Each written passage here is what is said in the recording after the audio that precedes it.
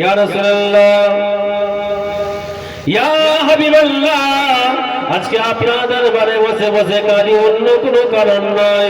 যদি আপনার দরবার থেকে আমি যখনই চলে যাই, আপনার দরবার থেকে যাবার পরে আপনার কথা বড় মনে পড়ে যায়। বাড়িতে যাবার পরে আমাকে বিবি বাচ্চা ভালো লাগে না, ছেলে মেয়ে ভালো লাগে না। ইয়া রাসূলুল্লাহ, আমার মধ্যে একটা কষ্ট হয়, আমার অন্তরটা ভেতরে একটা জ্বলে ওঠে, আগুন জ্বালা ওঠে। ইয়া রাসূলুল্লাহ, ইয়া হাবিবাল্লাহ, আবার দৌড়ে দৌড়ে দৌড়ে দৌড়ে আপনার দরবারে আছে। আপনার নুরানি চেহারাটা দেখার সঙ্গে সঙ্গে আমার মনের কষ্টটা ঠান্ডা হয়ে যায়। ও ভাইয়েরা, আল্লাহ নবীকে সাহাবাদের বলতে লেগেছে, ইয়া রাসূলুল্লাহ, আজকে আমার একটা কথা মনে পড়ে গিয়েছে।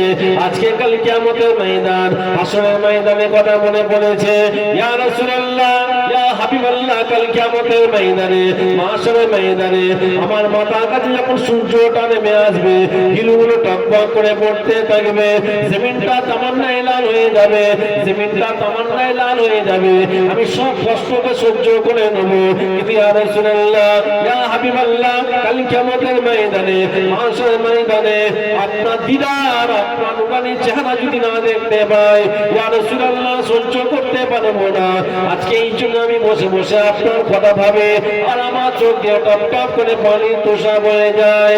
ও ভাইয়েরা, আল্লাহ নবী এই সময় বলেছিলেন, আমার সাহাবা শোনো শোনো, চিন্তা করো না, কিছু ভেবো না, কেন না আমি রাসূলুল্লাহকে যারা সত্যিকারে মুহাব্বত করবে, আমি রাসূলুল্লাহকে যারা সত্যিকারে ভালোবাসবে, আমি রাসূলুল্লাহ কাল কিয়ামতের ময়দানে, মাহশার ময়দানে দুটো আগুন যেমন পাশাপাশি থাকে, কাল কিয়ামতের ময়দানে, মাহশারের ময়দানে আমি রাসূলুল্লাহ ওই ব্যক্তিটাকে কিয়ামতের ময়দানে দুটো আগুনের ন্যায় পাশাপাশি নিয়ে থাকবো।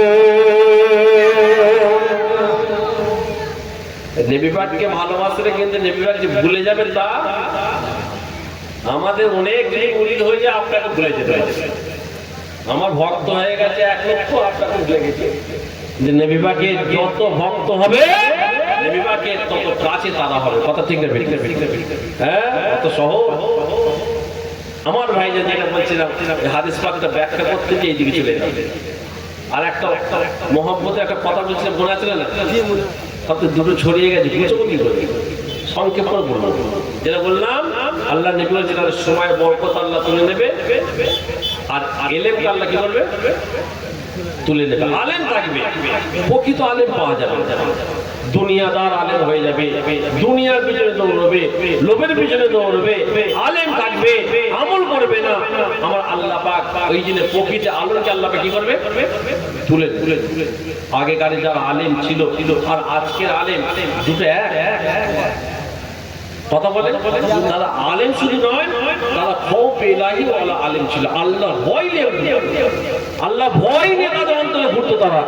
আর আজকাল আমরা হাদিস নিয়ে বুঝছি, মুখে যত জানি তত জানে মনে হচ্ছে দুনিয়া আমাদের মধ্যে আরো। ও আমার ভাইয়েরা, আমার রাসূলুল্লাহ পরিষ্কার জানিয়ে দিলেন, এই যে কথা বলছিলাম, ইয়াতাকারাবু জামানু ওয়া ইয়াকবাদুল ইলমু ওয়া তাজহারুল ফিতনা। আমার রাসূলুল্লাহ জানিয়ে দিলেন, ফিতনা ফাসাদটা বেড়ে যাবে। 1500 বছর আগে আল্লাহ নবী জানিয়ে দিলেন, তাহলে ফিতনা বাড়বে। ভাই ভাইয়ের সঙ্গে মারামারি করবে, চাচা ভাইপোর সঙ্গে মারামারি করবে, বাপ বেটার সঙ্গে মারামারি করবে, পাড়া প্রতিবেশীর সঙ্গে মারামারি করবে। আমার রাসূলুল্লাহ আজ থেকে 1500 বছর আগে এই কথাটা জানিয়ে দিলেন, আজকে ঘটছে না, ফিতনা বেড়ে যাবে। ও ভাইয়েরা, আল্লাহ নবী আরো বললেন, ইয়াতাকারাবু জামানু ওয়া ইয়াকবাদুল ইলমু ওয়া তাজহারুল ফিতনা ওয়া ইলকাশ-শুহ। 4 নম্বর রাসূলুল্লাহ বললেন, কৃপণতা বেড়ে যাবে। রাসূলুল্লাহ থেকে 1500 বছর আগে বললেন, কৃপণতা বেড়ে যাবে। তার মানে কি জানেন? বড় লোকেরা যাকাত দেওয়াটাকে জুলুম মনে করবে, দান খায়রাতটাকে জুলুম মনে করবে। তারা তাদের মনে করবে এটা আমি দিচ্ছি, আমার থেকে দিচ্ছি, অর্থাৎ কৃপণতা বেড়ে যাবে। আমার রাসূলুল্লাহ বললেন 1500 বছর আগে, আজকে মিলছে না জবাব দেন। আল্লাহ নবী আরো বলতে লাগলেন ইয়াতাকারামু জামানু ওয়া ইকবাদুল ইলমু ওয়া তাজহারুল ফিতনা ওয়া ইলকাশুহু ওয়া ইয়াকসারুল হাজ। 5 নম্বর আমার রাসূলুল্লাহ বললেন হজ্জের সংখ্যা বেড়ে যাবে। সাহাবা হুজুরা জিজ্ঞাসা করলেন ক্বালু মা হাজ। আমার রাসূলুল্লাহ বললেন ক্বালা কাতলু। আমার রাসূলুল্লাহ বললেন শোনো, হজ্জের অর্থ হলো কতলের সংখ্যা বেড়ে যাবে। যতদিন যাবে মানুষের মধ্যে দেখতে পাবেন, আপনার জীবনে দেখেছেন একটা কুকুর একটা কুকুরকে মেরেছে, দেখেছেন? একটা ছাগল একটা ছাগলকে মারছে, একটা গরু একটা গরুকে জানে মেরে দিয়েছে, দেখতে পেয়েছেন আজ পর্যন্ত। আমার রাসূলুল্লাহ 1500 বছর আগে জানিয়ে দিলেন কিন্তু মানুষকে মারতে লাগবে, কতলের সংখ্যা বেড়ে যাবে, মানুষকে মারা তাকে কিছুই মনে করবে না। আজকে সেটা ঘটছে না জবাব দেন। কথা বুঝতে পারছেন না? এই জন্য আমার রাসূলুল্লাহ আল্লাহ পাক জানিয়ে দিলেন অবলা জানোয়ারের থেকে নিকৃষ্ট আমার কিছু বান্দা হবে। অবলা জানোয়ারের থেকে নিকৃষ্ট, জানোয়ারের থেকে খারাপ। আমার রাসূলুল্লাহ আমাদের স্থানে বললেন, আমার আল্লাহ পাক আমাদের ঘরে বললেন, তাদের ঘরে বললেন যারা মানুষকে মানুষ মনে করবে না, জানোয়াররা এত নিকৃষ্ট নয়। সমাজে দেখবেন আমরা এই সামনে ভোট আসছে, আর সামনে কদিন পরে কি আসছে? ভোট হোক না, এসআইআর তো হোক না, অসুবিধা কি আছে? আপনার বাপ তো এনকারে, হ্যাঁ না বলেন, আপনার দাদু তো এনকারে, চিন্তা কিসে? যারা বেশি মুশকেছে তারাই সাইজ হয়ে যায়। আমি যাচ্ছি না দিকে, যারা বেশি মুশকেছে কাটি মনে করছে আমাদের ঘরে করবো, অপরের জন্য যদি গর্ত করো সেই গর্তই পড়তে হবে। এটা তো রাসূলুল্লাহ থেকে 1500 বছর আগে জাগে ব্যাস। প্রত্যেকটা কথা রাসূলুল্লাহ ঘটবে না কথা বলো, এই তো না, এটা সামান্য জিনিস। যেটা বলছিলাম কি বলতে গেলাম ভুলে গেলে, হ্যাঁ তার নমুনা পেয়ে যাবে, দেখবেন মুসলমানকে মারবে। পাড়া প্রতিবেশী একসঙ্গে চায়ের দোকানে চা খেত, একই সাথে উঠা বসা, এখন আমাকে মারতে পারবে। খবরদার, জোর হাত করে বলে যাবো, আমি এখানে হিন্দু মুসলমান বলছি না, খবরদার আমি প্রত্যেকটা ব্যক্তিকে বলবো আপনি ভোটার চুপচাপ ভোট দিয়ে চলে আসবেন। একদম ল্যাপটায় যাবেন না, মারামারিতে যাবেন না। আপনি একবার ভাববেন আপনার বাড়িতে কিন্তু আপনার মা আপনার অপেক্ষা করছে, আপনার বউ আপনার অপেক্ষা করছে, আপনার ছেলে আপনার মেয়ে আপনার ঘরে অপেক্ষা করছে। আজকে আপনি যদি মারা যান, সামান্য একটা দুনিয়ার জন্য আপনার মা আপনার বউ আপনার ছেলে মেয়েগুলো সব অনাথ হয়ে যাবে। কথা ঠিক না বেঠিক?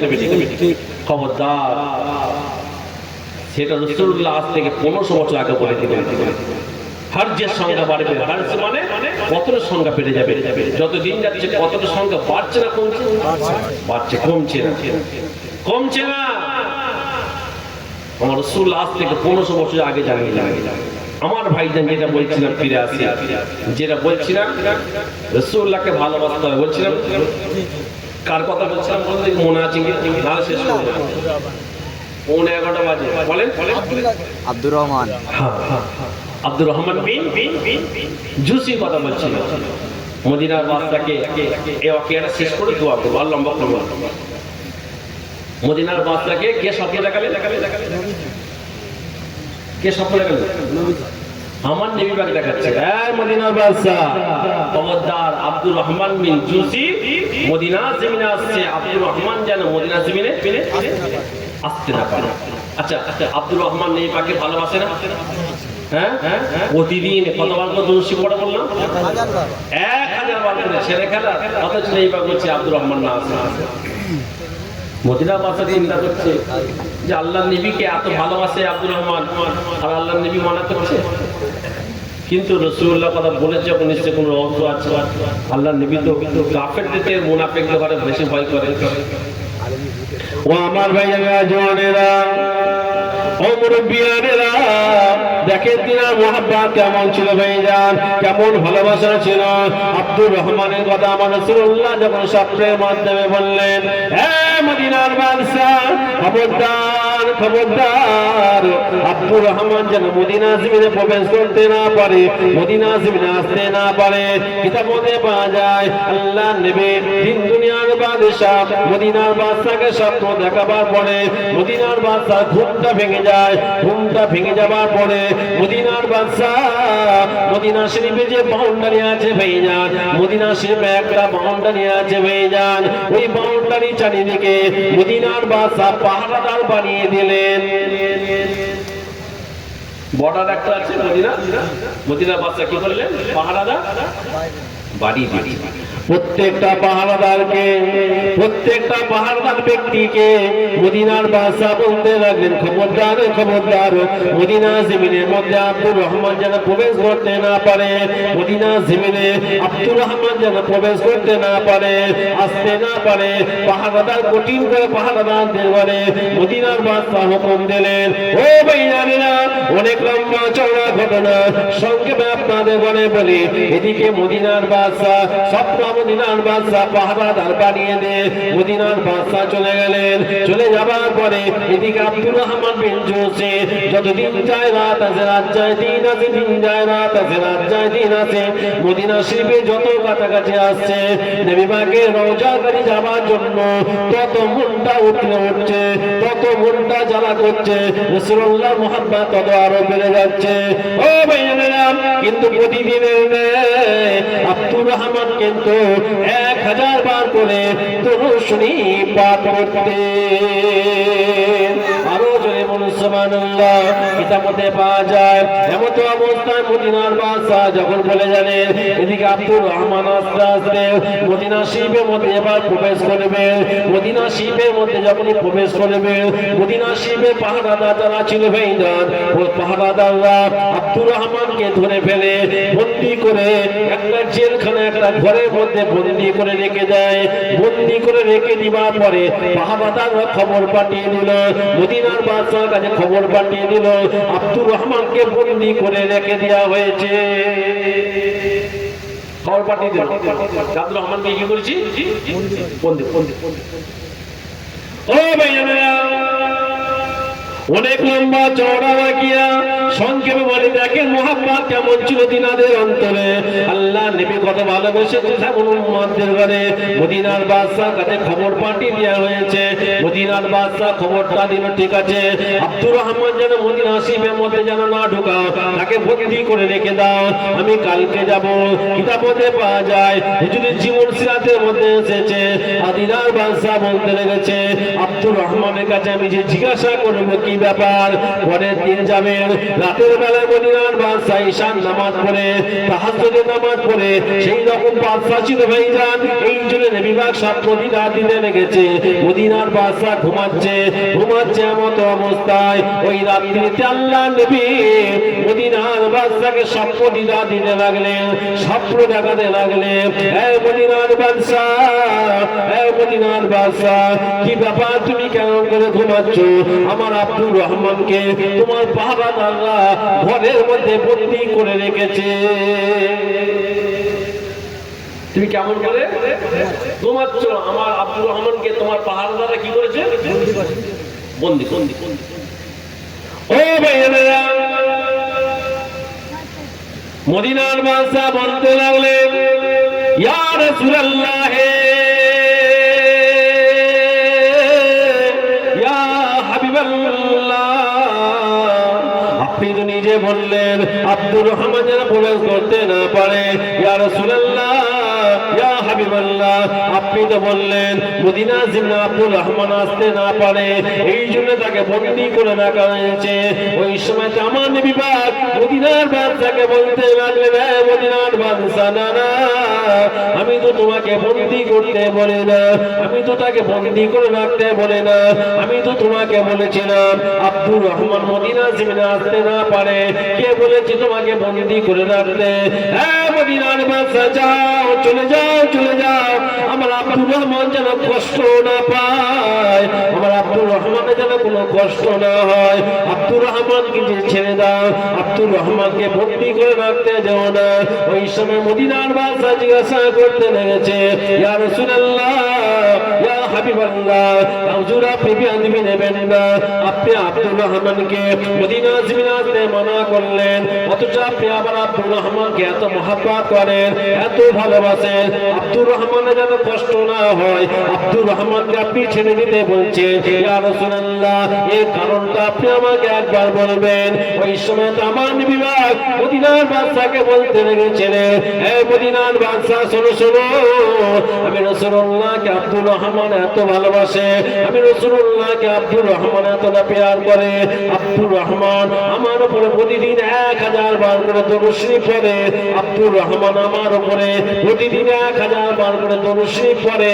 শুধু তাই নয়, আব্দুর রহমান আমাকে এতটা মহব্বত করে, আব্দুর রহমান আমাকে এত ভালোবাসে।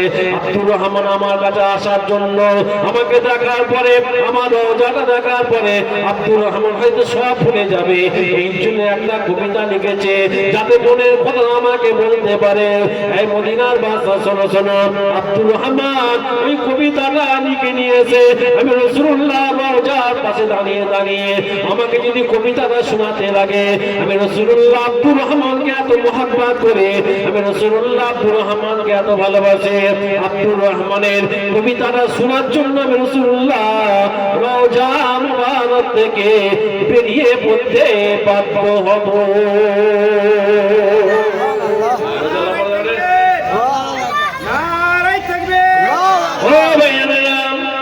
আল্লাহ নবী মদিনার বাদশাকে বলতে লাগলেন, হে মদিনার বাদশা, আমি রাসূলুল্লাহ আব্দুর রহমানের কবিতা শোনার জন্য রওজা থেকে বেরিয়ে পড়ে, তাহলে আমরা তো রওজা থেকে বেরিয়ে পড়া মানে আমার আল্লাহ পাক কিয়ামত শুরু করে দেবে।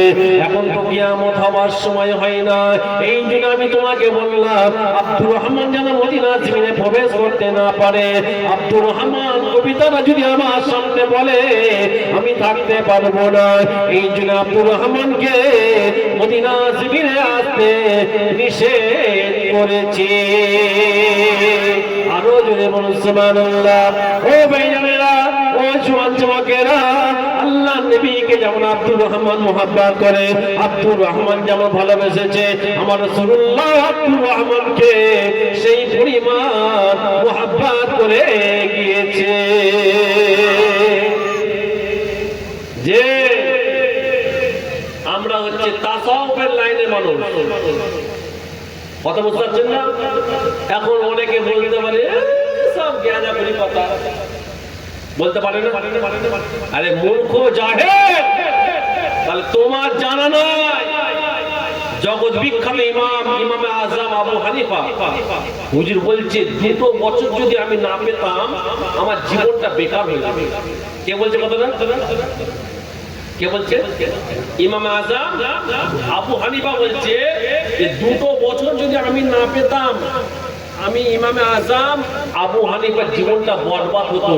2 বছর 2 বছর আমি আমার সারাটা জীবনের মধ্যে আমি 2 বছর পীরের সহবতে বসেছিলাম। যেটা বলা যাবে না, যেটা বলা যাবে না। ওনার পীর কে ছিল? হযরত ইমাম জাফর রাহমাতুল্লাহ আলাইহি। যেটা বলা যাবে না, যে আপনি যদি বলেন এসব কথা বাজে কথা, ইমাম বুখারী রাহমাতুল্লাহ হযরত যিনি বুখারীর লেখক হযরত ইসমাইল বুখারী রাহমাতুল্লাহ আলাইহি, হুজুরের জীবন সিরাতের মধ্যে পাওয়া যায়। হুজুর যে হাদিস পাকগুলো লিখতেন, প্রতি একটা হাদিস লেখার জন্য আগে হুজুর কি করতেন? গোসল করতেন। গোসল করে উযু করে 2 রাকাত নফল নামাজ পড়ে রাসূলুল্লাহ রওজার সামনে বসে বসে হাদিস লিখতেন। যদি বলা যাবে না, আর একটু জোরে বলেন। তাহলে একটা হাদিস লেখার জন্য গোসল করতেন, উযু করতেন, 2 রাকাত নফল নামাজ পড়তেন, তারপর কি করতেন? হাদিসটা লিখতেন। হুজুরকে জিজ্ঞাসা করা হলো, হুজুর আপনি হাদিস তো লিখতে পারতেন, আপনি পাক পবিত্র উযু করে হাদিস লিখতে পারতেন, গোসল করে নফল নামাজ পড়ে আপনি হাদিস লিখতেন কেন? বলছে আমি যতবার হাদিস লিখেছি আমি দেখতে আমার রাসূলুল্লাহকে রূহানি অবস্থায় রাসূলুল্লাহ বলতেন আর আমি হাদিস পাকগুলো লিখতাম। যদি বলেন তাহলে এই জাহেলদের মাথায় ঢুকবে? কোরআনের পরে যে আমরা সব থেকে বেশি প্রাধান্য দিই সেটা হচ্ছে কোন হাদিস? বুখারী শরীফ। অর্থাৎ আমরা তাসাউফের লাইনের মানুষ। কথা বুঝতে পারছেন না? যে লাইনটা আমার রাসূলুল্লাহ থেকে এসেছে, আজকে সেই লাইন আমাদের মাথার তাজ মুজাদ্দিদ জামান দেখিয়েছে। কথা ঠিক না? হ্যাঁ, আল্লামা রুহুল আমিন হুজুরকে সঙ্গে নিয়ে গেলেন বাংলাদেশে। শুনছেন? বিশাল বড় মাহফিল, বিশাল বড় জামাত, নামাজ হবে। আমার দাদাকে বললেন আজকে আমার শরীরটা একটু অসুস্থ, বাবা রুহুল আমিন আজকে জামাতের ইমামতি তুমি করো। জুড়ে বলা যাবে না? কথা বলেন না, জুড়ে বলা যাবে সুবহানাল্লাহ। সেই সময় বড় বড় আলেম ছিল, আলেম আলাদা, পীর আলাদা। মুজাদ্দিদ জামান যেমন আলেম সেরকম পীর ছিল। সবাই চিন্তা করছে আমাদের সব ছিল আজকে হুজুরের পিছনে জামাতটা করবো। হ্যাঁ, মুজাদ্দিদ জামান আমাদের ইমাম হবে। আর রুহুল আমিনকে বললো, তখন তো আল্লামা রুহুল আমিনের মতো বড় বড় আলেম আছে। শুনছে সবাই ফুসুর ফুসুর ফুসুর ফুসুর করছে। মুজাদ্দিদ জামান দাদা হয়ে বুঝতে পারলে যে কজন করছে সবাইকে ডাকলো, শোনো ওই যে দূরে একটা খেজুর গাছ দেখতে পাচ্ছ? শুনছেন? ওই যে খেজুর গাছটা দেখতে পাচ্ছ, ওই খেজুর গাছের একটা করে সব নিয়ে এসো, পাতা ছিল। পাতা বলতে বড় ডাল নয়, একটা করে কি বলে বলে আমাদের আমাদের আলমগীর ভাই জানেন তো, আমাদের হুগলির ভাষা সব জানে। এক দেশে গুলি, এক দেশে আপনাদের কথা বলে। কেন আমার ভাই আমাদের বহুদিন কাটিয়ে 96-তে গেছে আর এসেছেন কত বছর আছেন? প্রায় 10-11 বছর কাটিয়ে বুড়ো হয়ে গেছে। উনি যখন ছিলেন আমরা তো সব ছোট ছোট কম বেশি। এখন আমার পাশে না বলে খালি আমার দাঁড়িয়ে পেয়ে গেছে বলে, না আমার তো ছোট।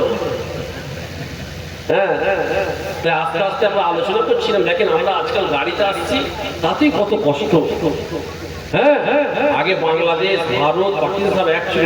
সেই সময় তাহলে দাদা হুজুর কেবলা একা কি করে ম্যানেজ করেছে, তাই না? গলি গলিতে ঘুরেছে। তার মানে ইমানি পাওয়ারটা এমন ছিল, তাদের ইমানি জোশই এমন ছিল, অটোমেটিক কাটাকাটি নিয়ে চলে গেছে। কথা ঠিক না? হ্যাঁ, আজকে দেখেন কোথায় না কোথায় আজকে সারা পশ্চিমবাংলা কেন, 52 জেলা কেন, বাংলাদেশ বলেন, আসাম বলেন, যেখানে যান আমার দাদা পীরের মত আছে না? আল্লাহ যেন কবুল করে নেয়। সকলে বলুন আল্লাহুম্মা আমিন। সকলে বলুন আল্লাহুম্মা আমিন। আমার ভাইকে যেটা বলছিলাম, সবাইকে বললো যাও, আর রুহুল আমিনও তুমিও যাও, সবাই একটা করে পাতা ছিঁড়ে সবাই যাচ্ছে। পীর বলেছে, দাদা পীর বলেছে, সবাই যাচ্ছে একেবারে পাতা ছিঁড়ে, সবাই যাচ্ছে একেবারে পাতা ছিঁড়ে নিয়ে আসছে। আল্লামা রুহুল আমিন গেলে আল্লামা রুহুল আমিন যাবার পরে হুজুর পাতা ছিঁড়লেন। হুজুর পাতা ছিঁড়লেন না, চলে আসলেন। সবাই বসে আছে, জিজ্ঞাসা করছে কি ব্যাপার রুহুল আমিন? তোমাকে আমি জিজ্ঞাসা বললাম, সবাই আমার কথা শুনলো, তুমি শুনলেন? ও আমার ভাইয়েরা, জওয়ানেরা, হুজুরের জীবন সিরাতের মধ্যে পাওয়া যায়। ওই সময় আপনার আমার পীরের কথা শোনার পরে আল্লামা রুহুল আমিন ঝরঝর করে কাঁদতে লাগলেন। উপস্থিত যারা বড় বড় আলেম দাঁড়িয়ে আছে, সবাই অবাক হয়ে গেল, কি ব্যাপার? রুহুল আমিন কাঁদে কেন? পাতার কথা বলতে রুহুল আমিন কাঁদে কেন? ওই সময় মুজাদ্দিদ জামান জিজ্ঞাসা করে, বাবা আল্লামা কি ব্যাপার, তুমি কাঁদো কেন? কিসের কারণে কাঁদো?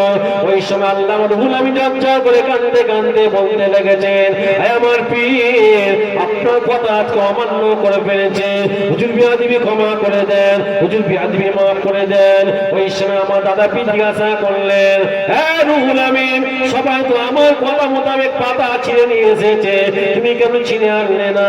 কি কারণে আনলে না বলো?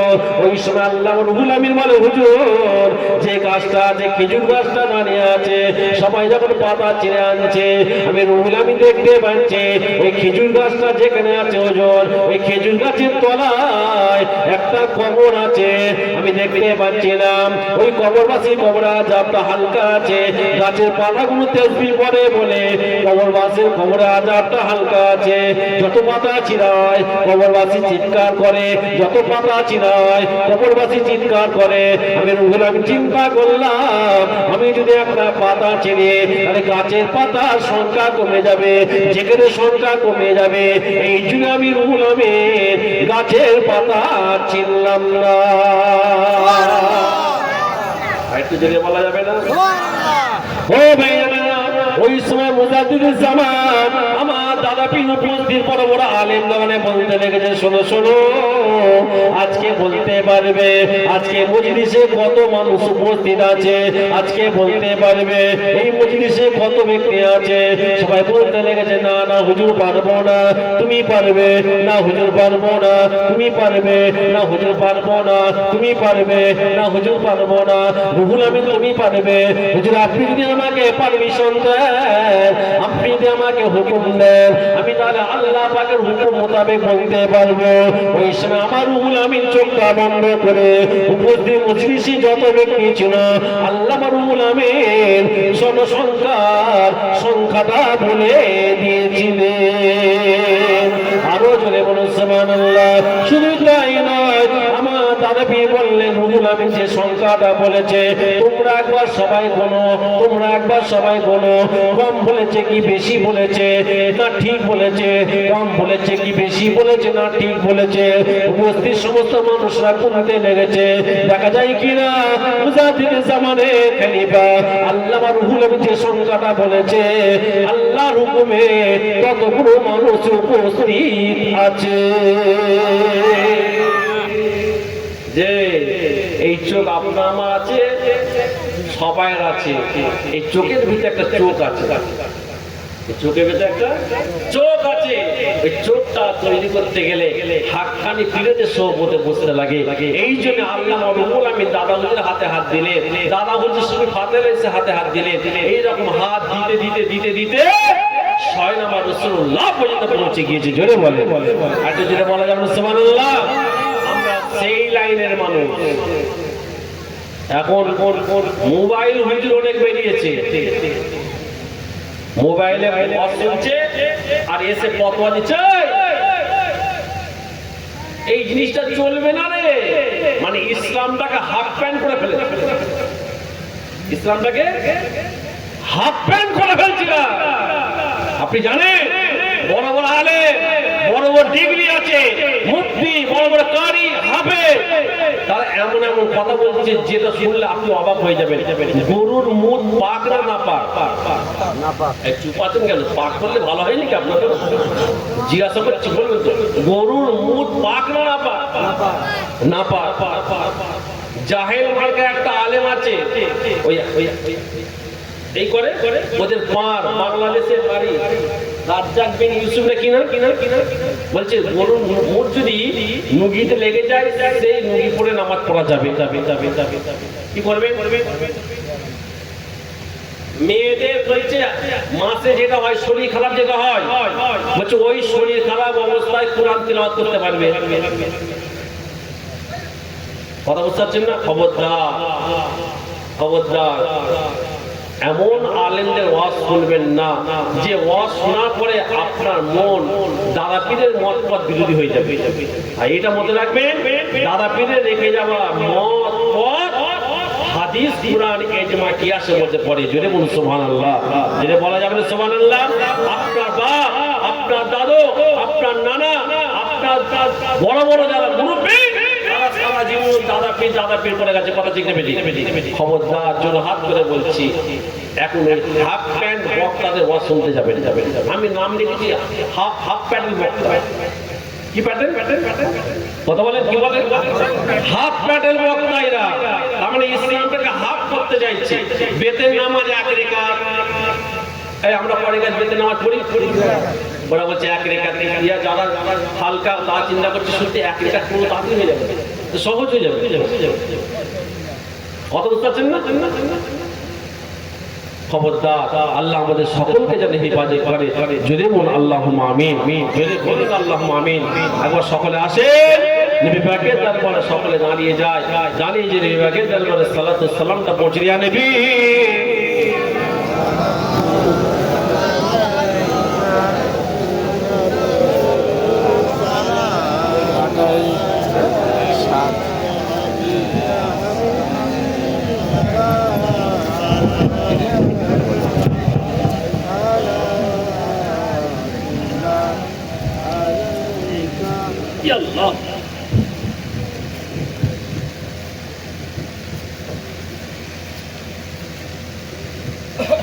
যদি কারো পায়ের তলায় জুতো থাকে সকলকে বলো জুতোটা খুলে ফেলবে।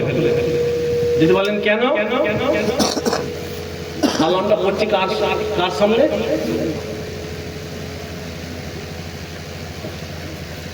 নবী পাককে সালাম দাও, হ্যাঁ কিনা?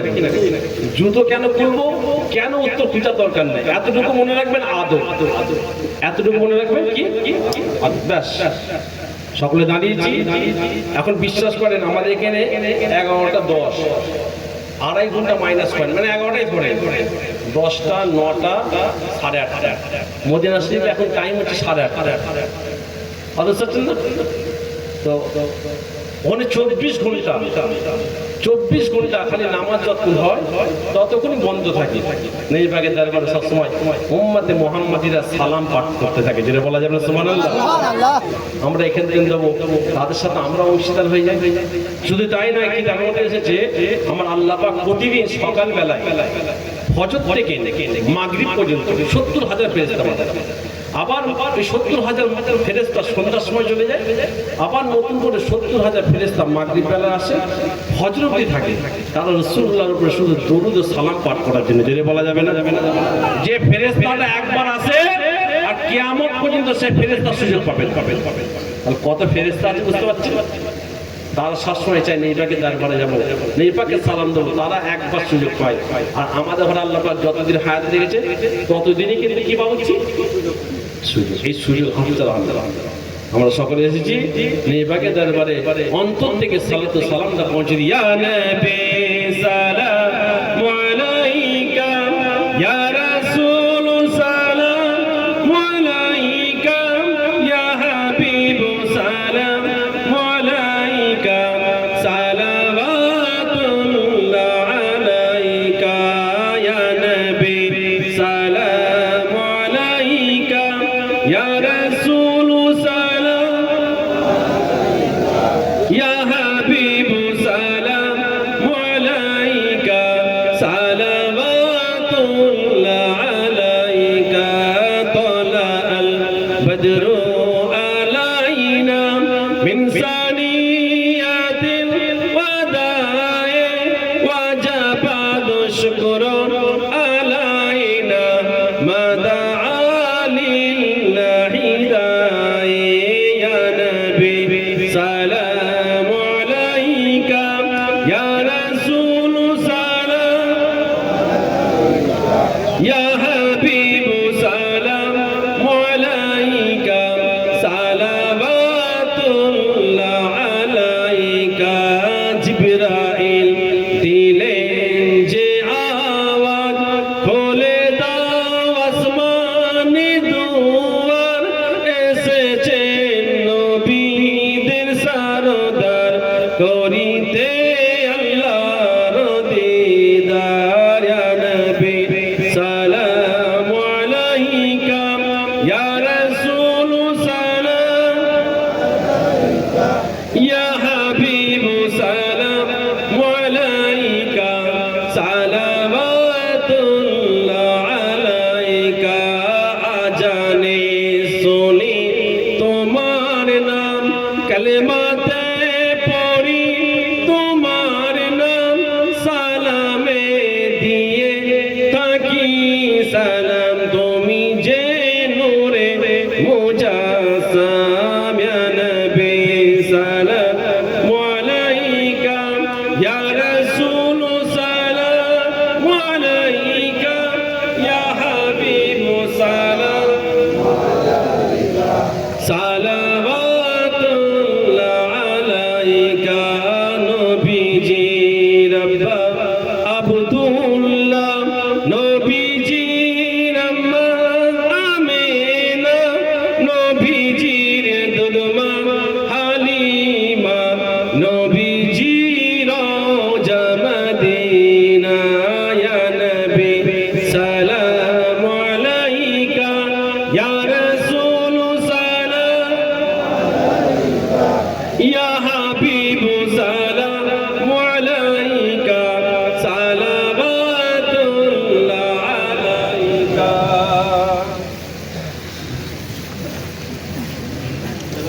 بكماله كسب بجماله حسنة جميع صالحه صلوا عليه وآله اللهم صل على